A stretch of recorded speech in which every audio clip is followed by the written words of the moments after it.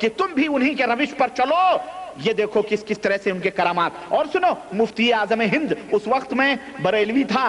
ہم اپنے بھائی کے پاس پہنچے تو اسی دن اردو ٹائمز جو بامبے سے نکلتا ہے اس کا اخبار انہوں نے ہمیں دیا اور کہا کہ ذرا یہ پڑھو. اور وہی کرامت میں اس کتاب میں نے دیکھی. وہ کرامت کیا ہے کہ جناب, اور اس وقت میں نے وہ کرامت پڑھی تو میں نے کہا کہ بھائی یہ بزرگوں کی کرامت ہے, بزرگان دین مرتے کہاں ہیں, وہ زندہ رہتے. میرے بھائی بڑے بھائی تھے, اللہ انہیں جزائے خیر دے, وہ ہنسنے لگے, کہنے لگے کچھ دن کے بعد میں تم سدھر جاؤ گے. کہنے لگے شہزادے اعلی حضرت تاجدار اہل سنت مفتی اعظم ہند شاہ محمد مصطفیٰ رضا خان 1:40 پر بریلی میں انتقال پائے. اب مہم مر گئے. مرنے کے بعد جب ان کو غسل دیا جا رہا تھا تو تمام کپڑے اتار لیے گئے. چادر آپ کے جسم مبارک پر ڈالی گئی تھی, صرف ایک چادر تھی, تمام کپڑے اتار لیے گئے. اچانک ہوا چلی اور جسم اطہر پر پڑی ہوئی چادر مبارک ہوا کی وجہ سے ہلنے لگی. قریب تھا کہ وہ چادر اٹھ جائے, بے پردگی ہو جائے, لیکن حضور مفتی اعظم کے ہاتھ میں حرکت پیدا ہوئی اور ہاتھ بتدریج اٹھا, جس کو تمام حاضرین نے اپنی آنکھوں سے دیکھا. حضور نے اس مفتی اعظم نے اس اڑنے اور کھسکنے والی چادر کو انگشت شہادت اور بیچ والی انگلی کی گرفت میں لے لیا اور پھر بتدریج ہاتھ مبارک نیچے آ گیا اور جسم مبارک پر چادر تن گئی. آپ نے تا فراغت غسل چادر کو اپنے ہاتھ سے نہ چھوڑا. جب کفن زیب تن کرنے کا وقت آیا تو چادر ہاتھ پاک سے چھوڑ دی. ماہنامہ استقامت کانپور, رجب الموت 1403, مفتی اعظم ہند نمبر.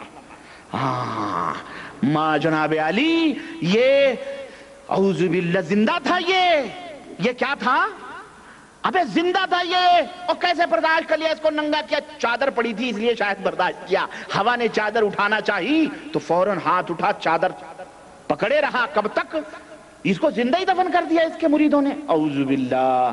ایسوں کو تو کورٹ مارشل کرنا چاہیے جناب علی, عدالت میں لے جانا چاہیے. اور سنیے, مبلغ دعوت اسلامی عبد الغفار پر رحمت ہی رحمت. بہرحال یہ ایک مزاحیہ قسم کا ماڈرن آدمی تھا, مر گیا. کہتا ہے میں سگے مدینہ, میں نہیں بھئی, یہ لکھنے والا کہتا ہے میں سگے مدینہ, یہ مدینے کا کتا.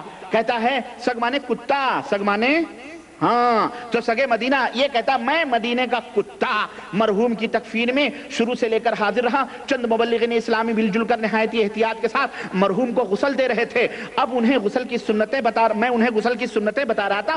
جب دوران غسل مرحوم کو بٹھایا گیا تو چہرے پر اس طرح مسکراہٹ پھیل گئی جس طرح وہ اپنی زندگی میں مسکرایا کرتے تھے. ہنسنے لگا. وہ گویا, وہ جوکر تھا, یہ جوکر تھا. بعد میں اس کی پارٹی میں شریک ہوا. تو وہ ہنسنے لگا. میں اس وقت مرحوم کی پشت پر تھا اور جتنے اسلامی اپنا نہیں پھنستا ہے یہ, اللہ کی قسم اپنا نہیں پھنستا, ہر جگہ دوسروں کو پھنساتا ہے. یہ بھی اس کی چالاکی دیکھو. پورا واقعہ پڑھ ڈالو شروع سے اخیر تک. حلفیہ بیان, فلاں نے دیکھا, فلاں کو غنودگی ہوئی, فلاں نے نبی کی زیارت کی, فلاں نے ہمارے بارے میں خود نہیں کہتا. یہ خود بڑا چالاک شکاری ہے, یہ بڑا چالاک شکاری ہے. کہتا ہے کہ چہرہ جس طرح اپنی زندگی میں اچھا میں چونکہ پشت کی طرف تھا. اب ظاہر ہے کسی کوئی پوچھ سکتا تھا حضرت آپ نے بھی دیکھا, اگر کوئی وہاں بھی مل جائے کہ آپ نے دیکھا تو قسم اٹھاؤ تو اس کو مصیبت ہو جائے گی نا. اس لیے دوسروں کو پھنساتا ہے کہ چونکہ میں پیٹھ کی طرف تھا, لوگ چہرے کی طرف تھے, انہوں نے دیکھا. اچھا جناب علی, کفن پہنانے کے بعد چہرہ کھلا چھوڑ دیا گیا آخری دیدار کے لیے. لوگ شروع ہوئے, ہم مل کر نعت شریف پڑھ رہے تھے. ہم مل کر کیا کر رہے تھے؟ مردوں پر, اس کے گھر میں ہم بیابا میں ہیں اور گھر میں بہار آئی ہے. اب دیکھیں گھر والے ماتم کر رہے ہیں, یہ بیٹھ کے نعت شریف پڑھ رہے ہیں وہاں گا کر کے.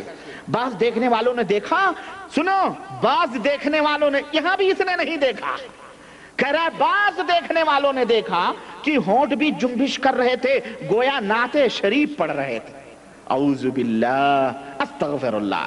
یہ دعوت اسلامی کے کون لوگ ہیں؟ مبلغین کی یہ شان ہے. تو اے دعوت اسلامی کے لوگوں, اسی لیے یہ واقعہ لکھا جا رہا ہے کہ تم بھی اس کے مبلغ بنو. تم بھی جب مرو گے تو تم بھی اسی طرح مسکراؤ گے, اسی طرح بڑبڑاؤ گے, اسی طرح تمہارے ہونٹ بھی ہلیں گے جس طرح اس گویے اور اس جوکر کے مرنے پر یہ تمام سب ہو رہا ہے. استغفر اللہ. سنو, کہتے ہیں حسب وصیت سگے مدینہ نے نماز جنازہ پڑھائی. اب جب مرنے کے بعد کیا ہوا سنو, ابھی یہیں تک معاملہ ہوتا تو ہوتا. مرنے کے بعد کہنے کسی نے خواب میں شہید کیا ہے مرحوم کے سوئم کے سلسلے میں, اول دویم سوئم تیجا ہوتا ہے. یہ فیضان سنت ہے نا, تیجا نبی نے کیا ہے, اس لیے یہ تیجے 40ویں والے تیجا 40واں کر رہے ہیں. استغفر اللہ. کہہ رہا ہے شہید مسجد خاردار کراچی میں عشاء کے بعد ہم نے قرآن خوانی محفل نعت کا انعقاد کیا. اجتماع بہت زیادہ تھا, اس لیے مسجد کے باہر ہی محفل کا انتظام کیا گیا. مولانا حسن رضا کی لکھی ہوئی نعت شریف دیر تک تکرار ہوتی رہی. حاضرین کے اوپر گنگنودگی, ایک بھائی کے اوپر غنودگی طاری ہوئی. ایک خوش نصیب اسلامی بھائی نے مجھے بتلایا کہ اس دوران مجھ پر غنودگی ہو گئی, آنکھ بند ہو گئی, دل کی آنکھیں کھل گئیں. کیا دیکھتا ہوں سرکار مدینہ اپنی چادر پھیلائے ہوئے محفل نعت میں جلوہ افروز ہیں, خوش نصیبوں کو بلا بلا کر چادر مبارکہ میں چھپا رہے ہیں. اتنے میں مرحوم عبدالغفار قادری بھی سنت کے مطابق اپنے مخصوص لباس میں امامہ سر پر سجائے نمودار ہو گئے. سرکار مدینہ نے مرحوم کو بھی دامن رحمت میں چھپا لیا. ہاں دیکھیں, یہ سب فضائل بیان کیے جا رہے ہیں اپنے اجتماعات کی, اپنے مبلغین کی. کیوں؟ اسی لیے سنو. اچھا جناب علی کہتے ہیں ولی کی صوفیاء کرام فرماتے ہیں عام مسلمان تو عمل سے اچھی باتوں کا حکم کرتے ہیں, اولیاء کرام نگاہوں سے, کس سے؟ نگاہوں سے تبلیغ کرتے ہیں. اللہ کے نبی تو نگاہوں سے تبلیغ نہ کریں, اللہ کے نبی تو جائیں طائف, لوگوں کو قرآن سنائیں, لوگوں کو اپنے اللہ کی باتیں بتائیں. یہاں نگاہوں سے تبلیغ ہو رہی ہے. سنیے, کہتے ہیں تم نے ٹھوکر سے ہے مردوں کو جلایا یا غوث, ٹھوکر سے. اب وہ پورا واقعہ لکھا ہوا ہے جناب علی, بغداد شریف میں پتہ نہیں کیا کیا, وہ سب مردے پتہ نہیں کہاں کہاں گئے. وہ قبر کہا, قبروں کے قبرستان گئے تو جناب علی ٹھوکر دی ایک قبر کو, تو ایک مردہ باہر سر نکال کر کے کھڑا ہو گیا اور اس نے کہا کیا حضور قیامت آ گئی؟ آپ نے فرمایا نہیں, قیامت نہیں آئی. اس پادڑی کے پوچھنے پر ایسا کیا گیا ہے, اس کو بتا تو کس دور کا آدمی ہے. وہ کہنے لگا میں حضرت سیدنا دانیال کے زمانے کا ہوں. ہاں سیدنا دانیال کے زمانے کا ہوں, انہی کے مذہب پر مجھے موت آئی. میں حضرت سیدنا عیسیٰ روح اللہ کے مبارک زمانے سے پہلے کے دور سے تعلق رکھتا ہوں. آپ نے ارشاد فرمایا اس کو ہمارے دین کی حدیث مبارکہ کے سلسلے میں یہ صداقت دکھانی تھی. وہ حدیث غوث پاک نے ارشاد فرمائی. یہ سن کر اس نے عرض کیا یہ حدیث مبارکہ حق ہے, دین اسلام حق ہے, تمام انبیاء اسی دین کی بشارت دیتے رہے, دو جہان کے سلطان رحمت عالمیہ کی بشارت دیتے رہے. پھر آپ نے ارشاد فرمایا اچھا تم واپس قبر میں چلے جاؤ, تمہیں قیامت تک وہیں رہنا ہے. وہ قبر میں واپس چلا گیا اور قبر حکم الہی سے بند ہو گئی. اب یہ منظرہ دیکھ کر کئی لاکھ کردی مسلمان ہو گئے, سارے مسلمان ہو گئے. اب میں ذرا پوچھوں, اللہ کے نبی کو یہ قوت نہ دی گئی کہ یہودیوں کے قبروں کو یا قبرستان میں جا کے یہودیوں کو جمع کر, نصرانیوں کو جمع کر کے ٹھوکر مار کر مردے سے کہلوائیں کہ ہمارا دین حق ہے یا نہیں ہے؟ اللہ کے نبی تو ایسا نہ کریں, صحابہ تو ایسا نہ کریں. یہ شیخ عبد القادر جیلانی پادڑی کے کہنے پر جا کر کے قبر کو زندہ کروا کر کے مردے سے پوچھوا کر اپنے دین کی حقانیت منوائیں. استغفر اللہ, یہ گپ تو نہیں ہے تو کیا ہے؟ اب اس کے اوپر اعلیٰ حضرت کا شعر سنیں. کہتے ہیں قلب مردہ کو بھی ٹھوکر سے جلا دو مرشد, قلب مردہ کو بھی ٹھوکر سے جلا دو مرشد, تم نے ٹھوکر سے ہے مردوں کو جلایا یا غوث. استغفر اللہ. اب سنیں, میں بڑی جلدی میں ہوں, میں زیادہ ٹائم نہیں لینا چاہتا آپ کا. مسجد کا چور ایک بزرگ تھے, اپنے نفس کو کیا دینا چاہتے تھے معلوم ہے؟ ذلیل کرنا چاہتے تھے. گئے مسجد کا دیا باتی اٹھا کر کے بھاگنے لگے. دری وری تھی, شاید کچھ تھا, کہتا ہے کہ گدڑی تھی. اچھا, جان بوجھ کر کے چادر, ایک مسجد کے میں عین نمازیوں جان بوجھ کر چوری کرنے کے انداز میں کسی کی چادر اٹھا کر بدن پر اوڑھ لی اور پھر اپنی گدڑی ڈال دی اور چلتے بنے. لوگ پیچھے دوڑے اور اس کی خوب پٹائی کی اور یوں آپ مسجد کا چور کے نام سے مشہور ہوئے. اس طرح یہ بزرگ لوگوں کی نظر میں تو چور مشہور ہو گئے, لیکن اللہ کی بارگاہ میں کافی مقبول ولی تھے. دعوت اسلامی کے لوگوں, آپ بھی ولی بننا چاہتے ہو نا تو جاؤ کسی مسجد میں. اسی طرح تم جمعے کو جوتیاں چرایا کرو, اور جب لوگ نکلنے لگے تب جوتیاں سمیٹو, پھر تب میں تماشا دیکھوں, پھر الیاس قادری تمہارے سروں کے اوپر کوئی بال نہ دیکھے, پتہ چلے پھر تم بھی چوروں کے نام سے مشہور ہو جاؤ. ولی اللہ اپنے نفس کو اسی طرح سے ذلیل کیا کرو, اور الیاس قادری کو بھی بولو اسی ولی کے نقش قدم پر چلتے ہوئے جا کر کے مسجدوں کے مائکرو فون وغیرہ چوری کرے. اور مسلمانوں تم بھی سوچو, کہیں بھی کسی مسجد میں اگر اس طرح کی چوری ہو تو ذرا دیکھتے رہو, جب چور پکڑو تو پوچھو دعوت اسلامی کے آدمی تو نہیں ہو, کیونکہ ان کو الیاس قادری یہی درس دے رہا ہے کہ پٹو گے, جوتے کھاؤ گے, سب کچھ کھاؤ گے, لیکن اللہ کے ہاں بہت معزز اور محترم ہو گئے. اللہ کے نبی نے تو چوری کو حرام قرار دیا, اللہ نے چوری کو حرام قرار دیا. اور یہ کون سی ولایت کی منزل ہے کہ جو چوری کرنے سے ولی بنتا ہے؟ یہ کون سی ولایت کی منزل ہے؟ اور سنیں،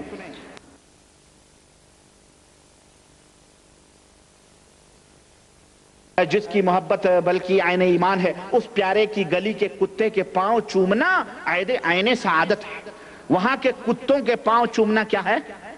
سعادت کی دلیل ہے۔ اعوذ باللہ، نبی نے تو کتوں کو مارنے کا حکم دیا، یہ کتوں کے مدینے، اور اللہ کی قسم مدینہ یونیورسٹی کے زمانے میں ہم کتوں کو تو پھدا پھدا کے مار دیتے۔ کیوں؟ ہم بلیاں رہتی تھی بیچاری، وہ بلیاں کھانا وانا دیتے تھے، وہ کھاتی تھی۔ یہ کتے جب ہم چھٹی میں چلے جاتے تھے تو دوڑ دوڑ کے بلیوں کو کھاتے تھے۔ اس میں یہ بھی کتا رہا ہوگا، ہم مارتے تھے ان کے، مار کر کے بھگاتے تھے۔ تو یہ کتے کہتا ہے رضا کسی سگے طیبہ کے پاؤں بھی چومے۔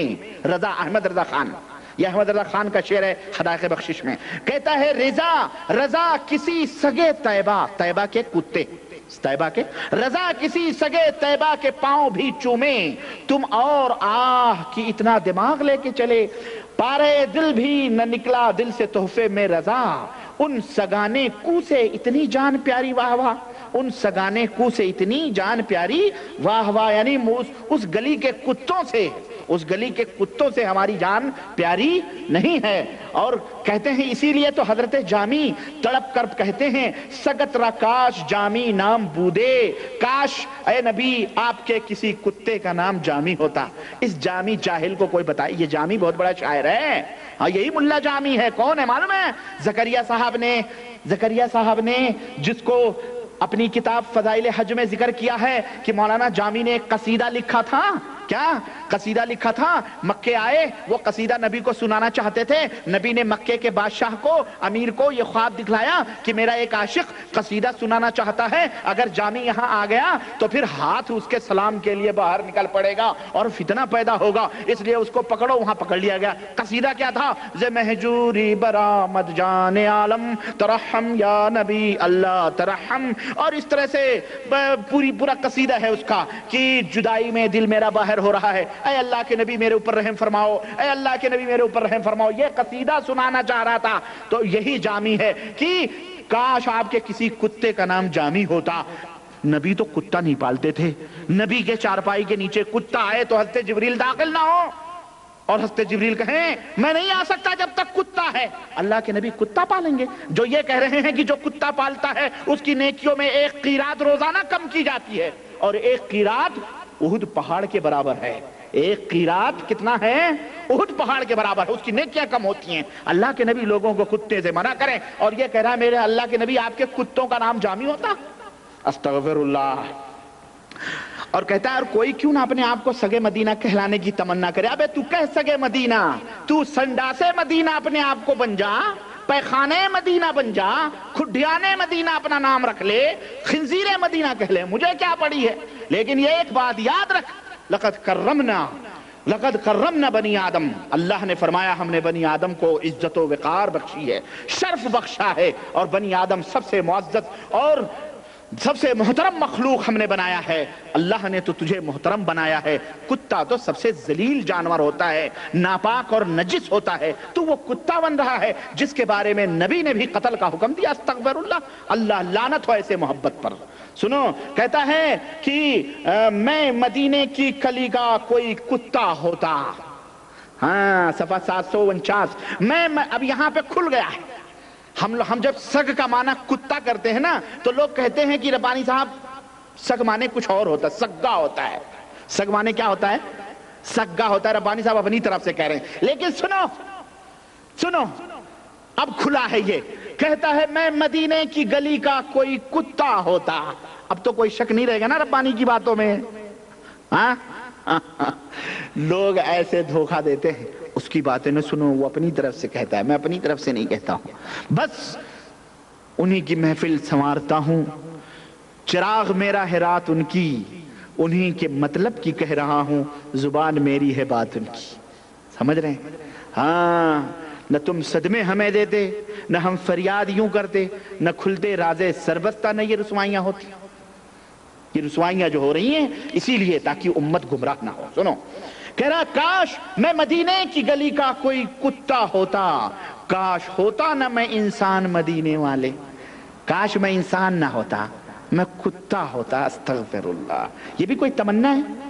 وہ وہی ہو گئی جو خواجہ عزیز الحسن مولانا اشرف علی صاحب تھانوی کے چہیتے مرید، کاش میں آپ کی بیوی ہوتی، استغفر اللہ